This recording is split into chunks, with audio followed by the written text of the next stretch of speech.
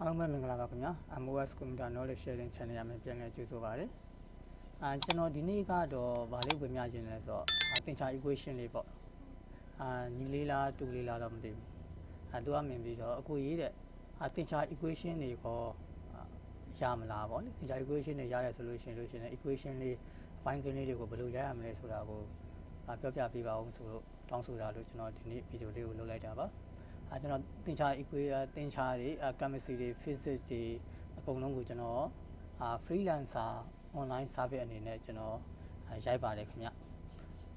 တကယ်လို့မိတ်ဆွေတို့အနေနဲ့စာဒီစာရိုက်တွေအိုက်ချင်တယ်ဆိုလို့ရှိရင်ကျွန်တော်ရဲ့ Viber ဖုန်းနံပါတ်ဖြစ်တဲ့960 161 583ကိုဆက်သွယ်ပြီးတော့အနိုင်ပါတယ်ဗျဒါလည်းကျွန်တော်ကြော်ညာလေးဝင်လာပေါ့နော်အဲဆိုရင်ဒီညီလေးတောင်းဆိုထားတဲ့အပိုင်းကိန်းကိုဘယ်လိုရိုက်ရမလဲဆိုတဲ့ဟာလေးကိုကျွန်တော်တို့တွားကြည့်လိုက်အောင်အားလုံးကျွန်တော်တို့အပိုင်းကိန်းရိုက်မယ်ဆိုလို့ရှိရင်insert တက်ထဲကိုသွားရမယ်ဒီ insert တက်လေးကိုနဲ့ insert တက်ကိုသွားမယ် insert တက်ထဲကဒီ symbol group ထဲမှာ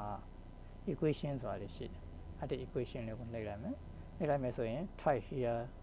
equation here ဆိုတဲ့ဘောက်ကလေးပေါ့ဒီဘောက်ကလေးပေါ်လာမယ်အဲ့ထဲမှာကျွန်တော်တို့ကြိုက်ရအောင်ပေါ့နော်ကိုညီလေးပြောတဲ့အပိုင်းကလေးဆိုတာဒါမျိုးလေးပေါ့အခုအဲ့အလေးကိုဘယ်လိုရရမလဲဆိုတော့ကိုရှင်းပြပေးပါမယ်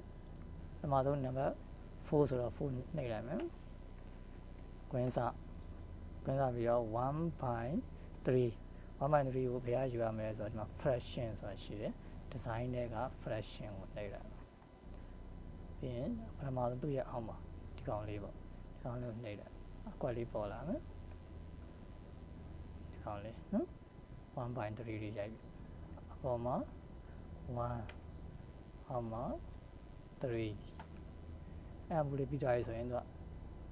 ဆွေပါတော့ပုတ်လို့မရအောင်နော်သူက right arrow လေးကိုနှိပ်ရမယ်ပြီးပါမယ် right arrow နှိပ်လိုက်ပြီးတော့ minus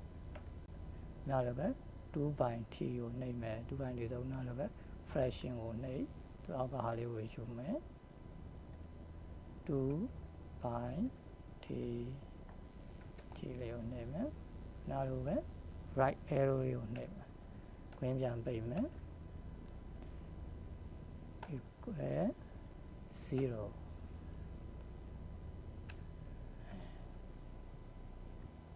ဒါဆိုရင်တော့ okay သွားပါတယ်ပဲပါလေမရခင်တော့အဲ့ဒါခတ်နေရတယ်တီးသွားပြီဆိုရင်လွယ်သွားပြီနော်ဘယ်မှသွားမလဲဆိုရင် insert တက်ထဲက equation လေးကိုနှိပ်မယ်နှိပ်ပြီးတော့ကိုလိုချင်တဲ့ဟာလေးတွေကိုအဲ့ထဲမှာအကုန်လုံးရှာပြီးတော့ရိုက်လို့ရိုက်ပါတယ်။ကဲအဆင်ပြေမယ်လို့ထင်ပါတယ်။ကျွန်တော်ရဲ့ဗီဒီယိုလေးရတော့ဒီနေ့တော့ဒီလောက်ပါပဲ။ဒီဗီဒီယိုလေးဟာမိတ်ဆွေတို့အတွက်အကျိုးတစ်စုံတစ်ရာရှိခဲ့တယ်ဆိုလို့ရှိရင် like and share လေးနှိပ်ပေးသွားပါအောင်ခင်ဗျ။နောက်အသစ်တော့ဗီဒီယိုတွေတင်လို့ရှိရင်သိအောင်လို့လည်းကျွန်တော်ရဲ့ channel လေးကို subscribe နှိပ်ထားပေးပါဦးနော်။မိတ်ဆွေတို့အနေနဲ့တစ်စုံတစ်ရာမေးမြန်းချင်တာသိချင်တာများရှိခဲ့တယ်ဆိုလို့ရှိရင်လည်းခုနကညီလေးတို့ကျွန်တော်ရဲ့ chat box မှာလာရောက်မေးမြန်းနိုင်ပါတယ်။အားလုံးကိုကျေးဇူးတင်ပါတယ် see you bye bye